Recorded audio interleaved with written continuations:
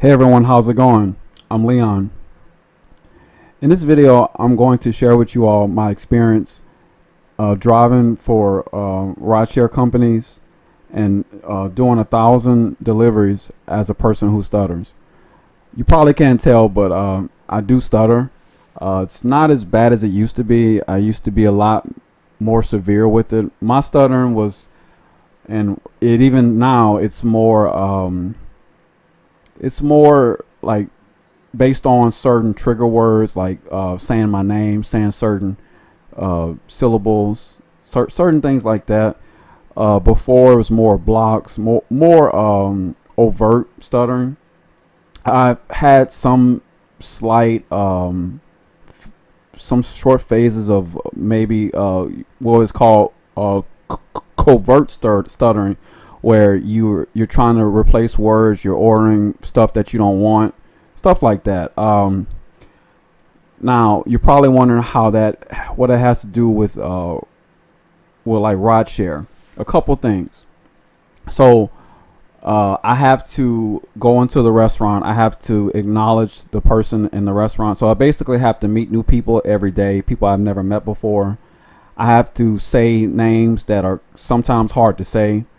Also have to interact with customers either in person or over the phone. Some customers ask that I call them and let them know where I am, or if they're at a business, to call them so they're able to meet me.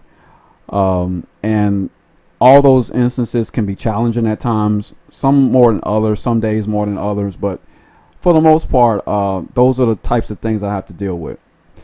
So I'll say that probably the most annoying thing about this is it's not really situations where I've had people try to mock my stutter or anything like that. Probably the worst thing is just, it's not even dealing with stuttering. Sometimes the people that work at the restaurants, they're not really they almost have this mindset where they're just trying to take their time on the clock, and they're trying to burn it, as inefficiently as possible. So what I mean is that oftentimes you'll go into the restaurant, you'll ask for an order, the order's not ready. That person, instead of them trying to treat you like a customer, where they'll kind of let you know, hey, it just came up, it's ready, I often have to remind the person, maybe even the person that's working there, or even the person at the counter or whatever, hey, I'm still waiting on this order.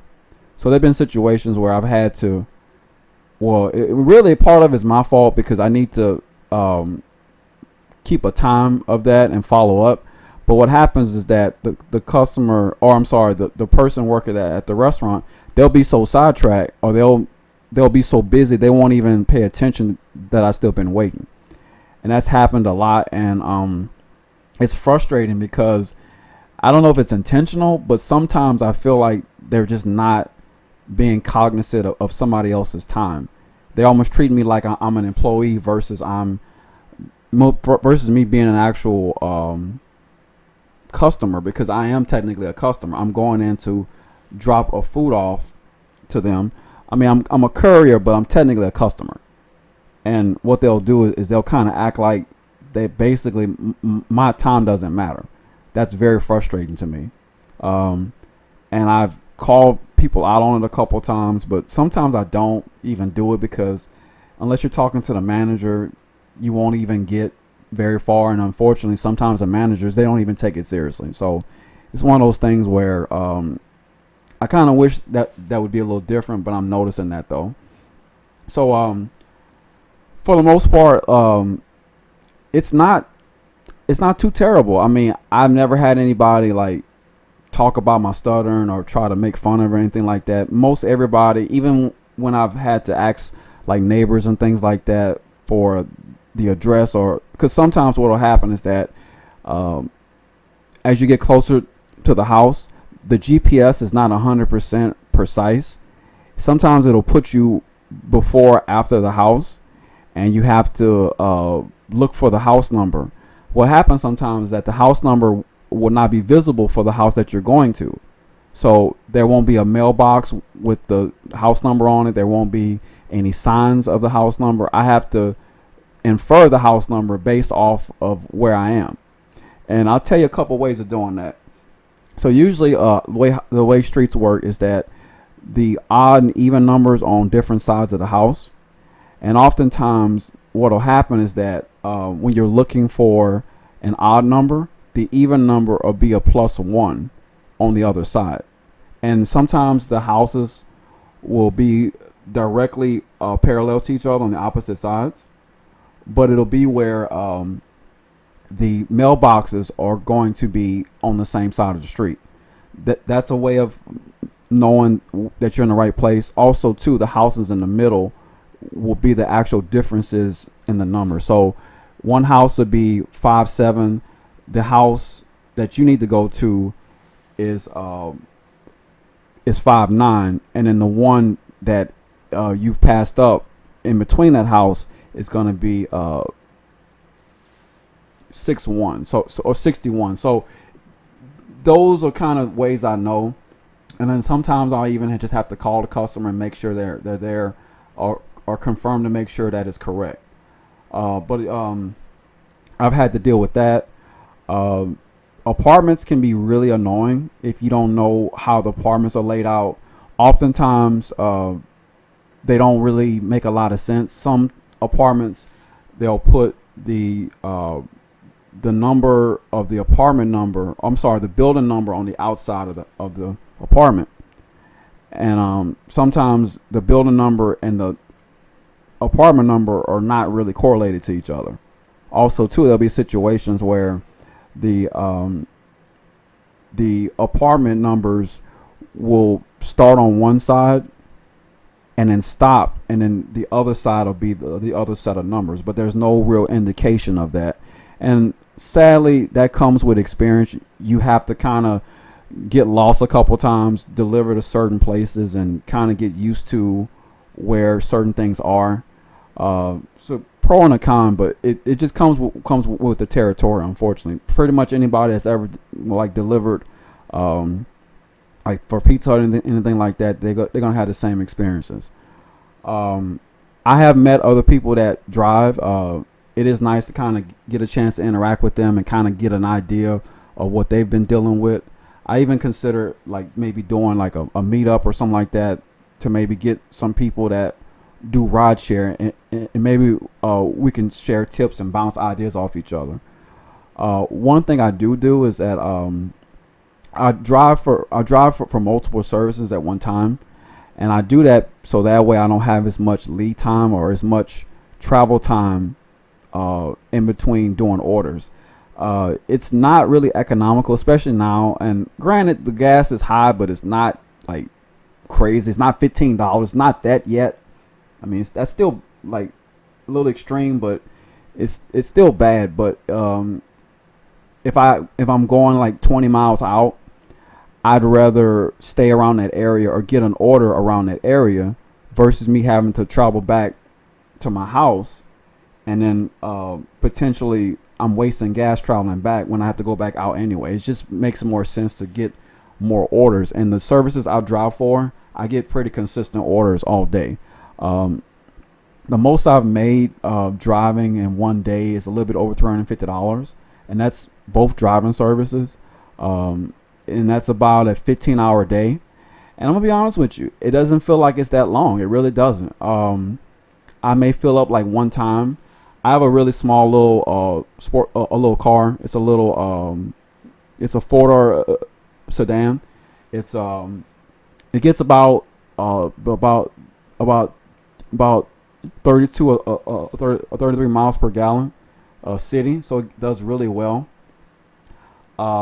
And usually I'll start on one service and I'll just bounce it off each other, and then as I'm ending one of the deliveries, I'll get another one for the other one. So it's usually how it works. But that 15 hours, it'll go by so fast. What I recommend having is, of course, a mobile charger. You want to have a phone charger in your car. You also want to have some kind of entertainment. YouTube is awesome, so I just watch YouTube or listen to YouTube. And I have premium where I can step away from the app and I still can listen to the to what's going on. I just watch it all day pretty much. It's really it makes catching up on stuff easy, and it honestly doesn't really feel like work after a while. After a while, it just feels like I'm just having fun pretty much.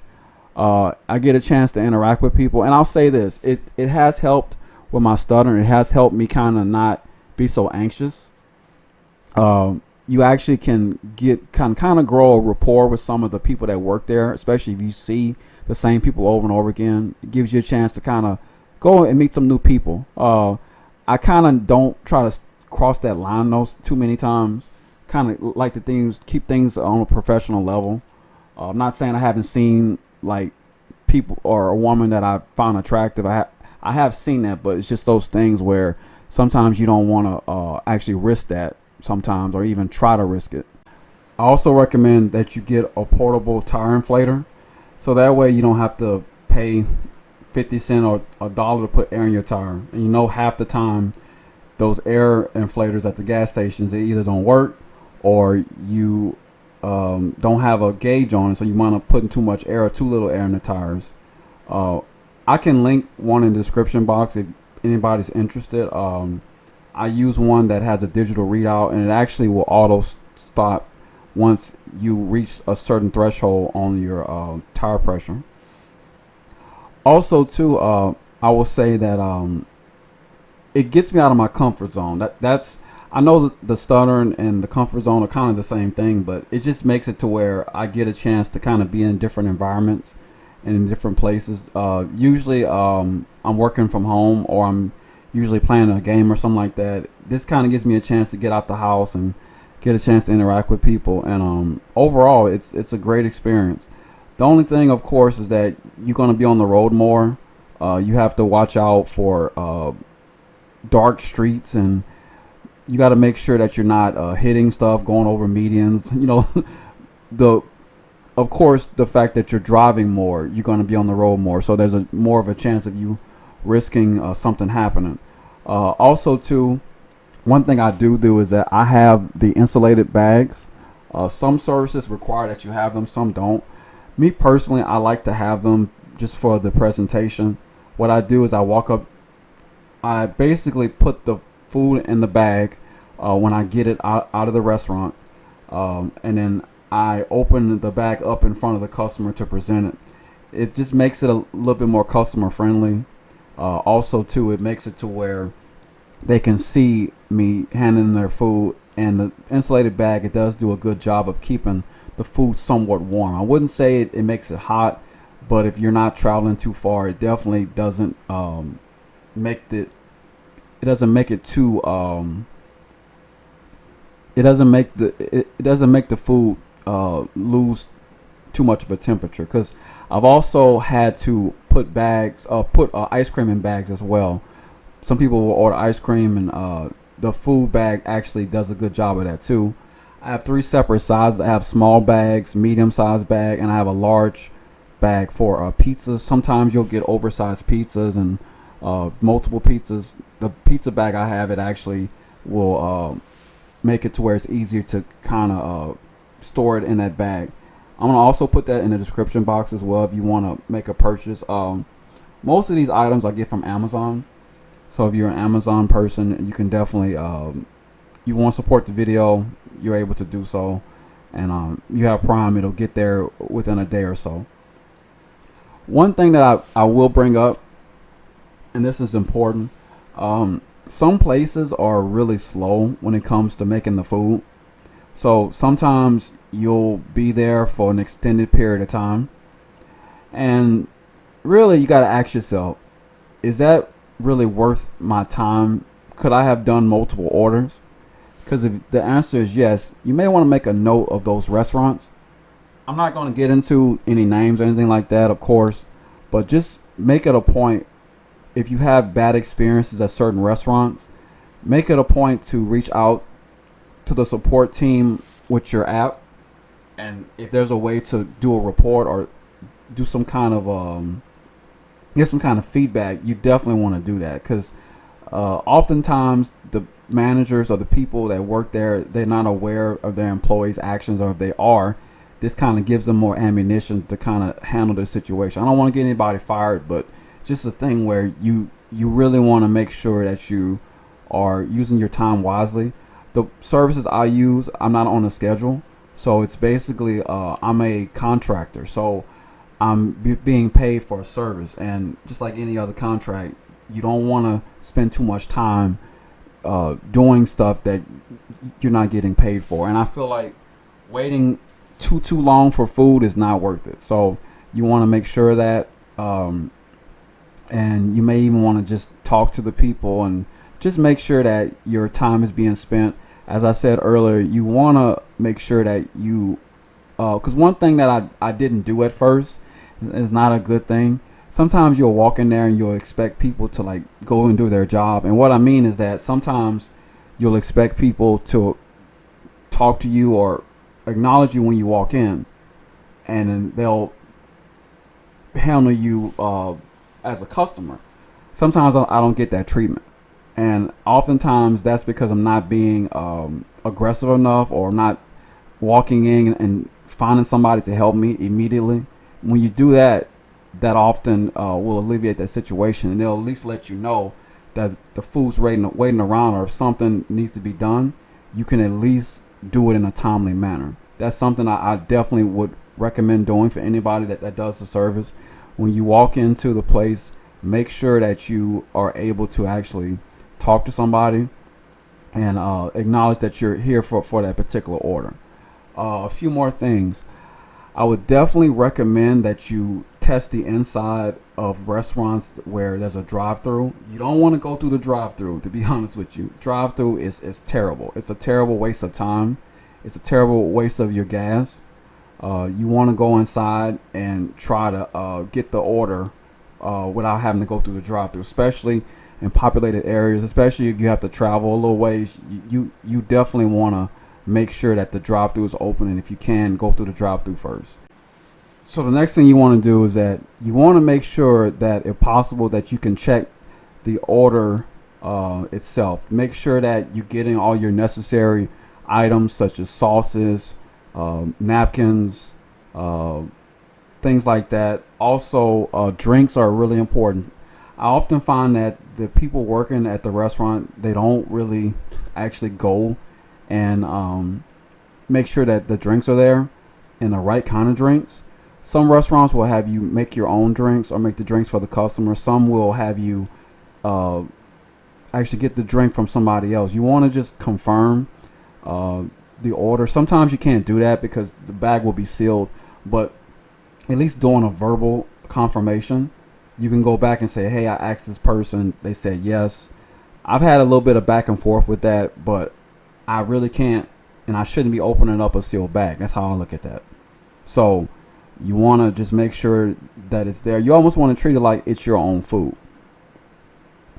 Another thing that is kind of a headache with delivering is that sometimes you'll go and deliver within buildings where parking is sparse. Also, situations where you'll go to apartment buildings where they're on the second or third floor, and you got to walk upstairs, and it's not fun doing that. Some places don't even have elevators, so you have to actually walk up the stairs. So that's a nightmare. But it's maybe a good thing because it may give you a chance to get some exercise. As always, I recommend that you stay hydrated. You can always go to the convenience store and get some snacks or get a drink. You can get a drink for about $1. I mean, you want to make sure that you're eating something or kind of snacking on something, because it's kind of funny to be able to drop off food to people and the food smells good, and you're just hungry and you want to eat something. Even sometimes I'll go into the fast food restaurants and I'll actually go and I'll pick up food for somebody else, and then I'll get myself some small, like a order of fries or even a drink, and then that way it'll hold me over for a little bit longer. So I think overall I enjoy doing it. I don't really have too many gripes about it. I definitely could not do this full time. I don't think it's worth it, because unfortunately there are times where your vehicle will need servicing or will need to be in the shop, and unfortunately if you don't have a second source of income, or if you don't have a second car, you won't be able to actually go and make your money. So it's not something I recommend. In worst case scenario, if somebody hits you, your car is totaled and your income is lost, well, that's not a good thing. So you definitely want to have some backup plans. I think this is better for residual income. It's better for I'm sorry, not residual income, but just extra income. Just having extra income. Like I said before, I can make as much as $350 in 1 week. I think I made a little bit over $1,000 in 1 week, and I drove almost every day, averaging about 20-25 a day, and then of course driving all day on Saturday and Sunday. Fridays are usually pretty good. You usually can make at least $100 on Friday, depending on how long you work. And usually I stop around like 10 p.m. I've driven as long as midnight before, and I usually will start around 8 or something like that. And like I said, I'm usually doing orders the entire time, so it's not really an issue of orders. It's just after a while, you're gonna have to kind of pick and choose who you go to and what service you pick, because some pay more than other. I prioritize certain services over the other ones, but I always make sure that I'm not punishing the customer.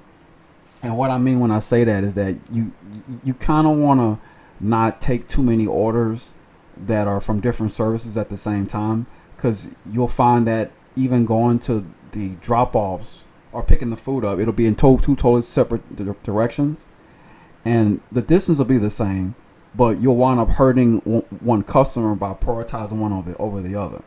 So the way to kind of deal with that is, once you've started an order, I would recommend that you pick other orders up after you've already picked the order up and you're at about 5 minutes away from your order.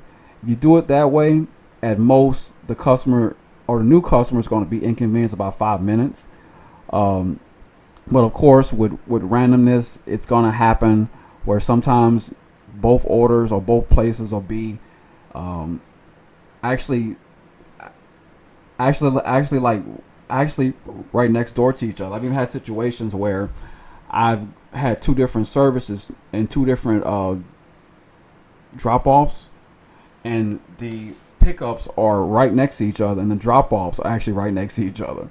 So whenever the stars align and that happens, it's definitely a good thing. But for the most part, you don't want to do that too often, because you run the risk of the customer having a bad experience, and you could potentially lose your ability to actually go and ride for those companies.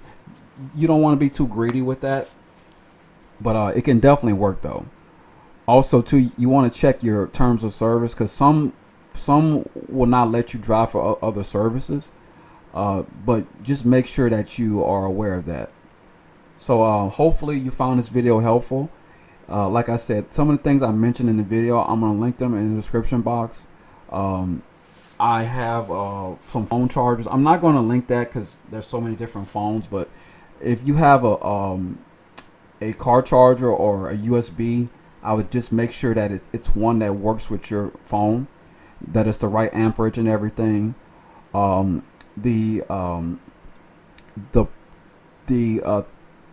tire inflator, I am going to link that in the description box. I think I got mine for about $50. It was well worth it. It's battery power. It also has a car charging socket as well. But I love it. I mean, I use it at home, but also make sure I periodically, especially when the temperature changes, I make sure that my tires are inflated correctly.